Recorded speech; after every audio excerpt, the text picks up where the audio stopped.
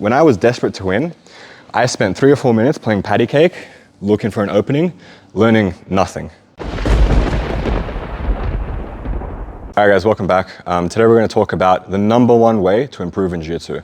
This is so often overlooked, because there's like a real culture of getting tough and training hard and all these things.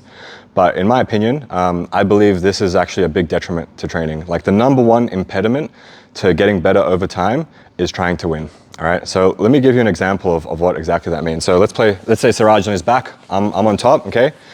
And let's say we're rolling and I'm desperately trying to win. So what does that mean? What does that look like? That means I'm gonna be here on the outside playing patty cake, waiting for my opportunity, okay? Finding the right spot, okay? Waiting for him to get lazy to shoot my pass, okay? So now in a roll, that could be like 2, 3, 4, 5 minutes of us just playing patty cake, hand fighting, looking for the perfect grip, okay? Because we're desperate to win. Versus if I train in a relaxed manner where winning is not my objective, I'm not afraid to lose, I'm gonna step in, okay, from here, I'm passing, okay, I'm playing, practicing my passing, he gets me in an entanglement, I practice defending, okay? So what's the difference? When I was desperate to win, I spent 3 or 4 minutes playing patty cake, looking for an opening, learning nothing. Versus if my objective is not to win, I have to learn how to pass De La Riva. He goes to K-guard, tries to get me in a leg lock, okay? Now I gotta think about it, okay? And I'm actually doing jiu-jitsu, right?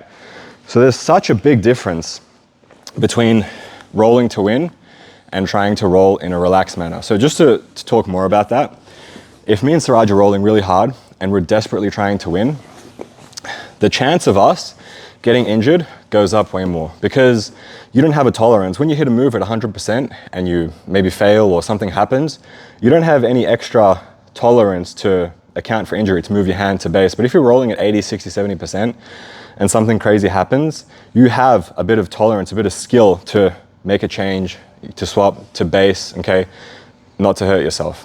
Furthermore, when you train relaxed, just like how me and Siraj were showing, you're able to think better, okay? You're thinking more, your coach showed you a move, you're gonna remember it, and it's gonna stick with you, and you're gonna be able to recall and use your moves, which results in increased skill acquisition over time, okay? Versus if you're rolling super hard all the time, you're just gonna use what you're good at. You're gonna use what you're good at, okay? And you're gonna get tough, but you're not gonna get as good as you could if you're rolling relaxed. And not to mention, when you get injured more, that's taking time off training, okay? And when you're not training, you're not getting better at all, okay? So this approach is going to be like the biggest differentiator in what results in somebody getting very, very good over time versus somebody, maybe getting good in a short amount of time, being tough, but not resulting in that high level of skill that you want in the end, okay? So obviously winning is the goal, but we want to get there through the best means possible, okay? And the best means possible is to train relaxed. That's how you learn the most skills, and that's actually going to result in the most winning, okay? I mean, I know jiu-jitsu is fun. You want to roll hard. You want to get a sweat going, but it doesn't mean that you should try and kill each other every time. You can still go hard. You got to think about it in gears, okay? You have different gears, and you want to try to roll at like a medium pace the whole time. So you can bring it up. There's a scramble. You bring it up, but you're not rolling max out all the time, okay? You can modulate between the gears. Keep a medium pace. When you want to rest, you go slower. When you want to go hard, you bring the gears higher, okay? And this way, you're actually going to be able to still, be able to roll hard sometimes, but it's going to be much more manageable, and you're still going to have that mindset of skill acquisition, relaxation, learning moves in the back of your mind, and that's just going to result in a much greater rate of skill acquisition over time. So I hope you guys enjoyed that little rant. It'll make such a big difference when you implement it in your training.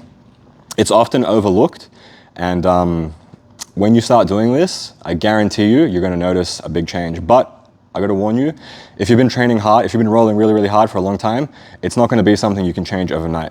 There's a lot of instincts and habits that you've made, and I would say it's a 6 to 12 month project in order to be able to control and win at like a medium, relaxed pace. But I guarantee you, if you do this, you're going to improve so much quicker.